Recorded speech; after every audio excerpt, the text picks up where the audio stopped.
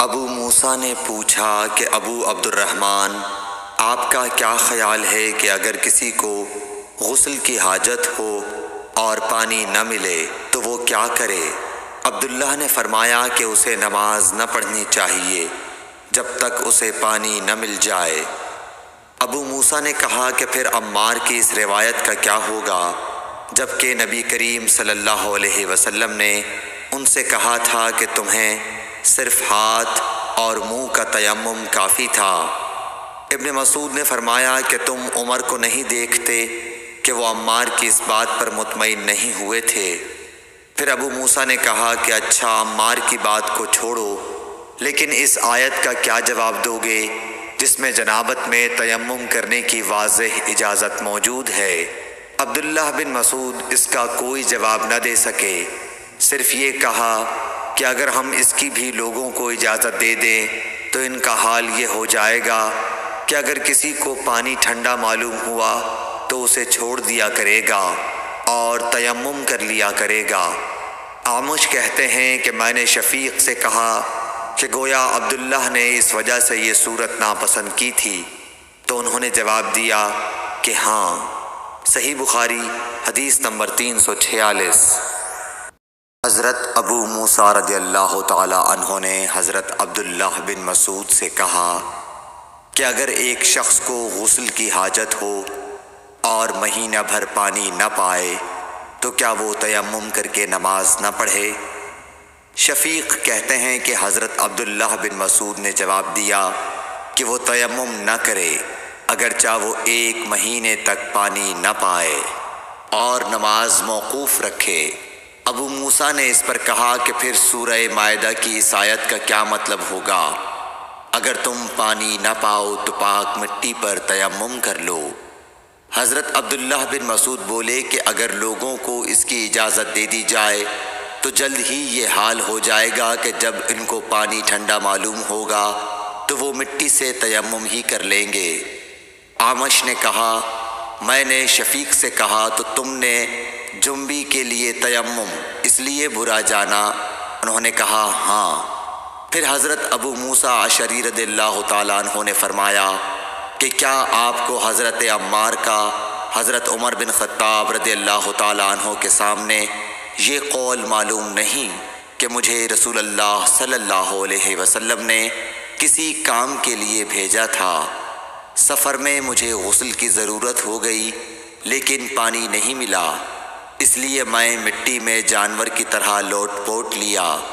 پھر میں نے رسول اللہ صلی اللہ علیہ وسلم سے اس کا ذکر کیا تو آپ نے فرمایا کہ تمہارے لیے صرف اتنا کرنا کافی تھا، اور آپ نے اپنے ہاتھوں کو زمین پر 1 مرتبہ مارا، پھر ان کو جھاڑ کر بائیں ہاتھ سے داہنے کی پشت کو مل لیا، یا بائیں ہاتھ کا داہنے ہاتھ سے مسح کیا، پھر دونوں ہاتھوں سے چہرے کا مسح کیا۔ عبداللہ نے اس کا جواب دیا کہ آپ عمر کو نہیں دیکھتے کہ انہوں نے عمار کی بات پر قناعت نہیں کی تھی؟ اور یعلی بن عبید نے اعمش کے واسطے سے شفیق سے روایت میں یہ زیادتی کی ہے کہ انہوں نے کہا کہ میں عبداللہ اور ابو موسیٰ کی خدمت میں تھا، اور ابو موسیٰ نے فرمایا تھا کہ آپ نے عمر سے عمار کا یہ قول نہیں سنا کہ رسول اللہ صلی اللہ علیہ وسلم نے مجھے اور آپ کو بھیجا، پس مجھے غسل کی حاجت ہو گئی اور میں مٹی میں لوٹ پوٹ لیا، پھر میں رات رسول اللہ صلی اللہ علیہ وسلم کی خدمت میں حاضر ہوا اور آپ سے صورتحال کے متعلق ذکر کیا تو آپ نے فرمایا کہ تمہیں صرف اتنا ہی کافی تھا، اور آپ نے چہرے اور ہتھیلیوں کا 1 ہی مرتبہ مسح کیا۔ صحیح بخاری حدیث نمبر 347۔ عمران بن حسین خزائی سے روایت ہے کہ رسول اللہ صلی اللہ علیہ وسلم نے ایک آدمی کو دیکھا کہ الگ کھڑا ہوا ہے اور لوگوں کے ساتھ نماز میں شریک نہیں ہو رہا ہے۔ آپ نے فرمایا کہ اے فلاں، تمہیں لوگوں کے ساتھ نماز پڑھنے سے کس چیز نے روک دیا؟ اس نے عرض کی یا رسول اللہ، مجھے غسل کی ضرورت ہو گئی اور پانی نہیں ہے۔ آپ نے فرمایا پھر تم کو پاک مٹی سے تیمم کرنا ضروری تھا، بس وہ تمہارے لیے کافی ہوتا۔ صحیح بخاری حدیث نمبر 348۔ ابو ذر غفاری رضی اللہ تعالی عنہ یہ حدیث بیان کرتے تھے کہ حضرت صلی اللہ علیہ وسلم نے فرمایا کہ میرے گھر کی چھت کھول دی گئی۔ اس وقت میں مکے میں تھا۔ پھر جبرائیل علیہ السلام اترے اور انہوں نے میرا سینہ چاک کیا، پھر اسے زمزم کے پانی سے دھویا، پھر ایک سونے کا طشت لائے جو حکمت اور ایمان سے بھرا ہوا تھا، اس کو میرے سینے میں رکھ دیا، پھر سینے کو جوڑ دیا، پھر میرا ہاتھ پکڑا اور مجھے آسمان کی طرف لے کر چلے۔ جب میں پہلے آسمان پر پہنچا تو جبرائیل علیہ السلام نے آسمان کے داروغہ سے کہا کھولو۔ اس نے پوچھا آپ کون ہیں؟ جواب دیا کہ جبرائیل۔ پھر انہوں نے پوچھا کیا آپ کے ساتھ کوئی اور بھی ہے؟ جواب دیا ہاں، میرے ساتھ محمد صلی اللہ علیہ وسلم ہیں۔ انہوں نے پوچھا کہ کیا ان کے بلانے کے لیے آپ کو بھیجا گیا تھا؟ کہا جی ہاں۔ پھر جب انہوں نے دروازہ کھولا تو ہم پہلے آسمان پر چڑھ گئے۔ وہاں ہم نے ایک شخص کو بیٹھے ہوئے دیکھا۔ ان کے داہنی طرف کچھ لوگوں کے جھنڈ تھے اور کچھ جھنڈ بائیں طرف تھے۔ جب وہ اپنی داہنی طرف دیکھتے تو مسکراتے اور جب بائیں طرف نظر کرتے تو روتے۔ انہوں نے مجھے دیکھ کر فرمایا آؤ اچھے آئے ہو، صالح نبی اور صالح بیٹے۔ میں نے جبرائیل علیہ السلام سے پوچھا یہ کون ہیں؟ انہوں نے کہا کہ یہ آدم علیہ السلام ہیں، اور ان کے دائیں بائیں جو جھنڈ ہیں یہ ان کے بیٹوں کی روحیں ہیں۔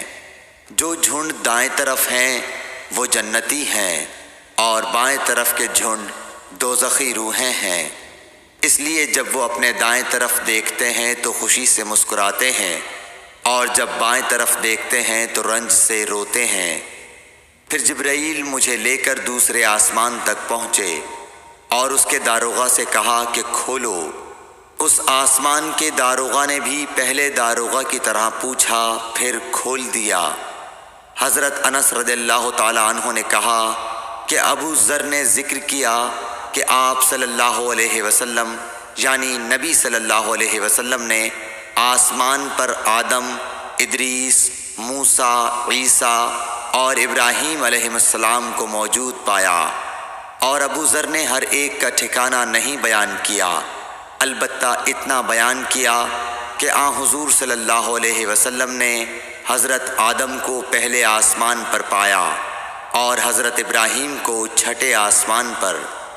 انس نے بیان کیا کہ جب جبرائیل علیہ السلام نبی کریم صلی اللہ علیہ وسلم کے ساتھ ادریس علیہ السلام پر گزرے تو انہوں نے فرمایا کہ آؤ اچھے آئے ہو، صالح نبی اور صالح بھائی۔ میں نے پوچھا یہ کون ہیں؟ جواب دیا کہ یہ ادریس علیہ السلام۔ پھر موسیٰ علیہ السلام تک پہنچا۔ انہوں نے فرمایا آؤ اچھے آئے ہو، صالح نبی اور صالح بھائی۔